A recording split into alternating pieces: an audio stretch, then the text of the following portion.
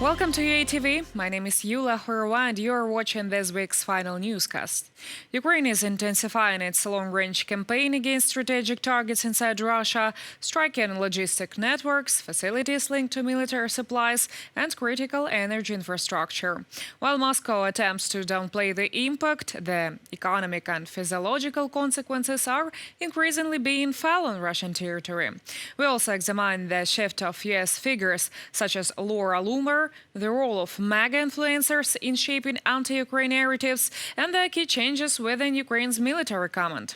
Please don't forget to subscribe to our channel. While we are about to present you the essential news of the week, let's go. Over the past few days, a massive wave of Ukrainian drones has carried out one of the deepest and most strategically significant strike campaigns inside Russian territory.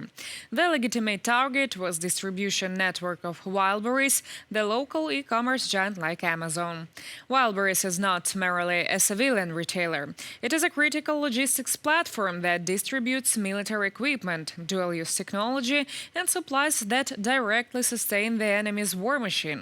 After years of large-scale war against Ukraine, during which virtually every Ukrainian has suffered devastation, loss, or personal tragedy as a result of this war, the time has inevitably come for the consequences of the conflict to be felt directly on Russian territory.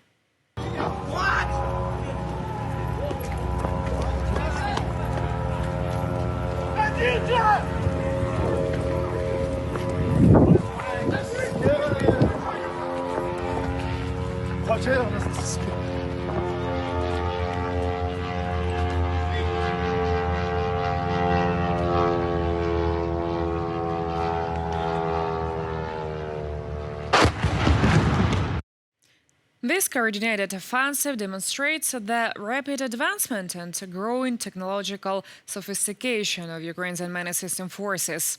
The strategy combines the saturation of enemy air defense systems with highly precise strikes against transportation and logistics hubs located hundreds of kilometers behind the front lines. As drone unit commanders such as Robert Brody, known by the call sign Madar, have emphasized, these operations reflect the increasing effectiveness and operational reach of Ukraine's drone capabilities. The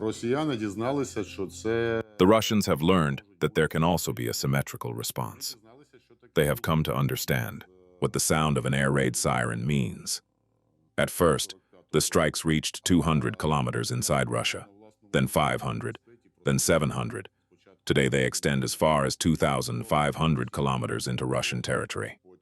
There is no longer a single kilometer of European Russia that cannot be reached by the free Ukrainian bird, and they can do nothing to stop it because of the sheer size of their country. This is creating a lasting psychological burden among large segments of the population of the aggressor state. They prepared for war thoroughly, and the overwhelming majority of the population still supports Putin's policies. The difference now is that, while they continue to support them, they are living in a constant state of fear. This week's statistics reflect an unprecedented expansion in long strike capabilities. Massive storage complexes in Elektrostal, Tambov, Krasnodar, and the outskirts of St. Petersburg suffered severe damage, affecting nearly 12% of the company's total storage capability. Various products distributed through these facilities even carry commercial labels certifying that they have been tested in combat zones, turning these storage centers into key components of the Kremlin's military supply chain.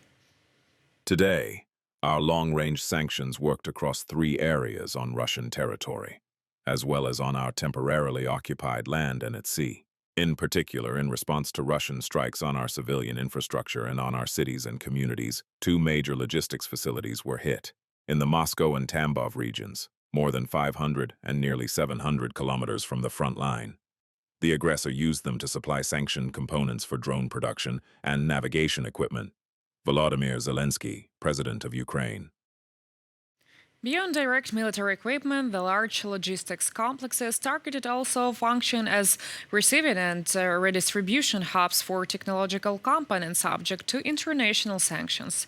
Through parallel import schemes, these facilities store and process microchips, navigation systems, and essential spare parts for Russia's defense industry.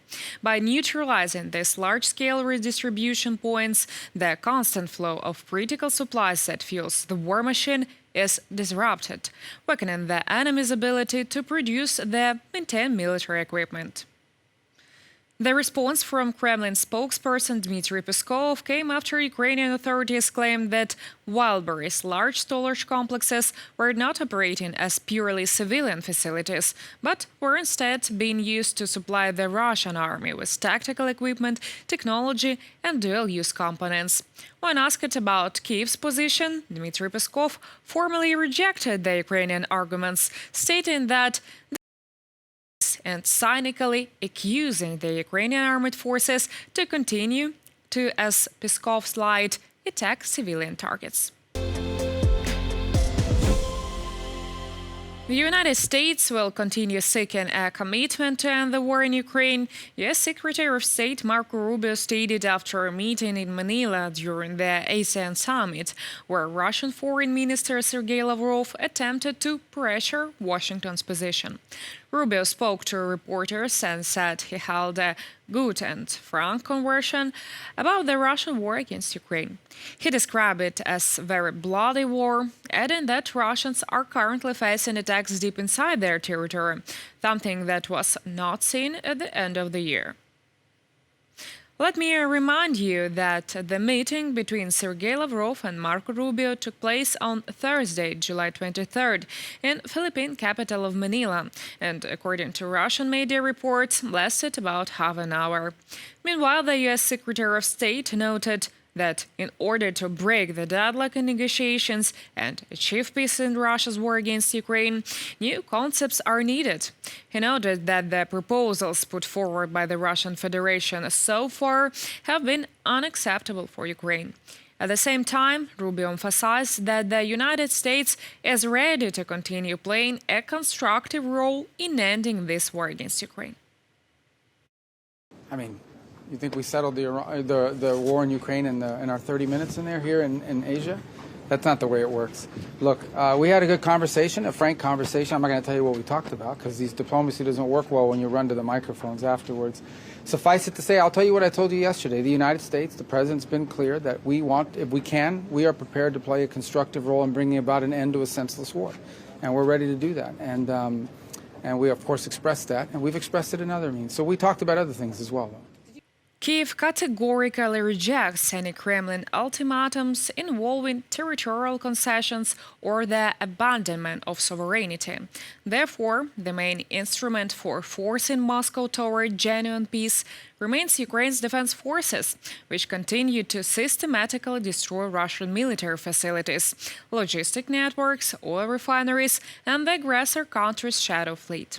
Diplomatic maneuvers and Kremlin statements about an alleged readiness for negotiations remain, according to analysis, morally an attempt to buy time and avoid new sanctions, while Moscow's actual position has not changed. The influential far-right activist and outspoken supporter of Donald Trump, Laura Loomer, arrived in Ukraine after a significant shift in her position, claiming that she had previously fallen victim to Russian propaganda. Loomer, known in the United States for her extremist views, provocative rhetoric on social media, and conspiracy theories, had previously promoted narratives aligned with Moscow. However, in a recent change of tone, the blogger stated that she had been wrong and that she now feels compelled to correct this information. You know, some people said, oh, you should delete your social media posts. I said, no, I think I'm just going to leave them because then people can see what I said before and now how I feel. You know, and I don't want people to think I'm trying to cover up the evidence. I said really terrible things. I said, I don't care if Ukraine gets conquered by Putin. I said, I don't care if Ukraine gets taken over by Russia. I said, I don't have any problem with Putin I used to mock Zelensky for not wearing a suit. I used to, I didn't realize I was consuming Russian propaganda because, there's this interesting dynamic in the United States because we are viewed as the most powerful country in the world, and our country sends billions of dollars a year to all types of countries all around the world to support them in different means, especially in wartime. During her visit, Loomer stated that there are no radicals in the Ukrainian government and argued that they are instead found in the Kremlin. To justify her trip, the activist emphasized that she is not a propagandist and therefore ruled out visiting Russia, attempting to distance herself from pro-Russian disinformation and project an image aligned with support for Ukraine.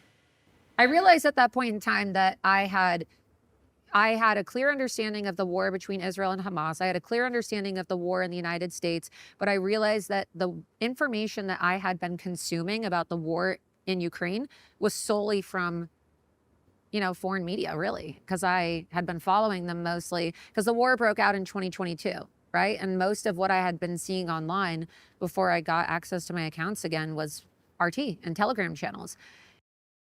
Alongside media figures like Laura Loomer, Tim Pool stands out as one of the most influential commentators and podcasters on the American populist right MAGA, leading opinion through his platform Timcast IRL.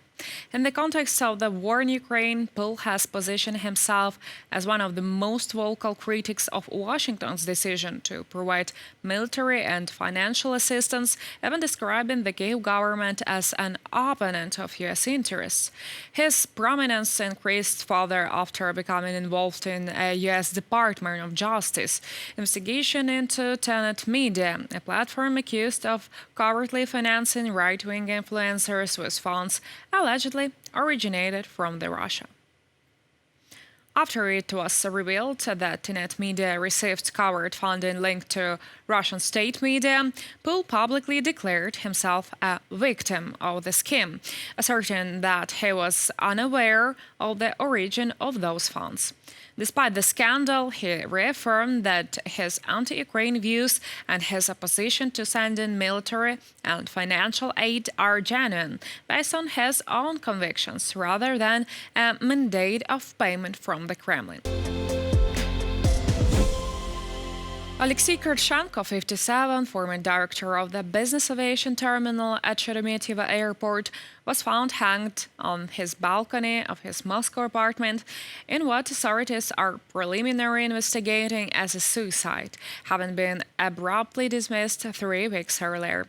The event has gained attention because Kurchenko managed the terminal responsible for servicing Yevgeny Prigozhin's private jet prior to its fatal crash in the summer of 2023.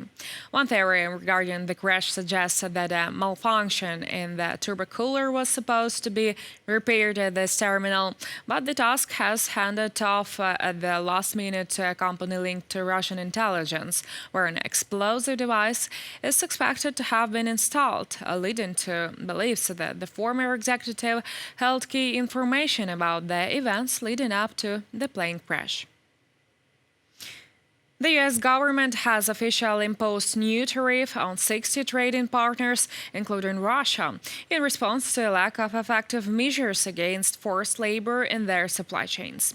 This decision replaced previous tariffs that expired on July 24th and directly impacts nearly all exports from these countries to the U.S. market, setting duties between 10% and 12.5%, and the Russian Federation and key areas such as the European Union and the United Kingdom. In detail, the new measures establish a general tariff on almost all U.S. imports coming from these 60 nations. Washington's rationale centers on the claim that key economic partners have not taken the required actions to eradicate forced labor. In the specific case of Russia, the country is subject to a dedicated investigation on his matter and has been assigned the maximum rate of 12.5%. For his part, U.S. President Donald Trump set a 10% tariff rate on goods from the European Union, while a general rate of 10% was established from the United Kingdom, in addition to duties already placed on specific goods. Also, the European Commission had strongly the proposal since its initial announcement in June. The EU executive officially took note of the final publication of these measures on July 24th. In July 2026, President Volodymyr Zelensky officially announced the appointment of Major General Mikhailo Drupati as a new commander-in-chief of the Armed Forces of Ukraine, replacing Alexander Syrskyi. We agreed that the modernization of the defense forces of Ukraine will be prepared. It is important that everything goes completely smoothly and that the Russians do not get a single loophole or opportunity. Russia must feel increasing pressure and increasing sanctions. This includes our long-range sanctions, middle strikes, and our strong positions at the front. All of this will be provided. At 43 years old, Drupati is a legendary figure within the Ukrainian military. He rose to national prominence in May 2014, when, commanding an armored BMP-2 vehicle, he broke through a rebel barricade in Mariupol and later led the breakout from the Izvarine encirclement. Throughout the full-scale invasion, he has acted as a key operational troubleshooter, directing the defense of Kryvyi Rih, participating in the liberation of the right bank of Kherson, and stabilizing critical sectors on the Kharkiv, Toretsk, and Pokrovsk fronts. Drupati is known for his empathy and closeness to frontline troops.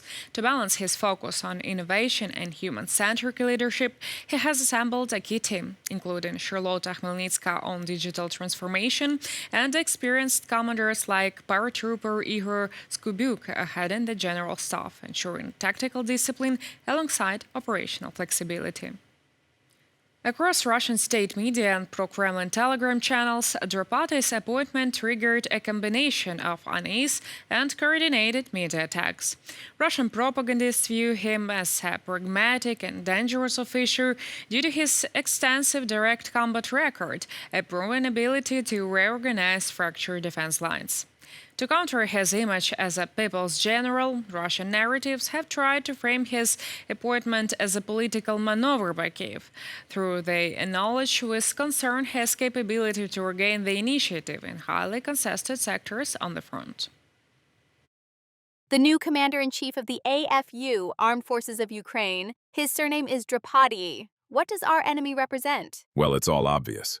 This is the face of a pervert, a maniac, a sadist. A fierce enemy, a butcher, even an instructor butcher, which means not a high-category severity. Yesterday, I really disliked the conversations with my close friends, who suddenly started asking me questions like, "Wait, is everything bad on our end? Tell me, what's going on? Are things bad for us?"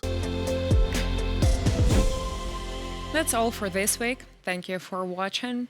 If you found this report useful, please like, subscribe, and share it with others. Stay informed, stay safe, and see you next week.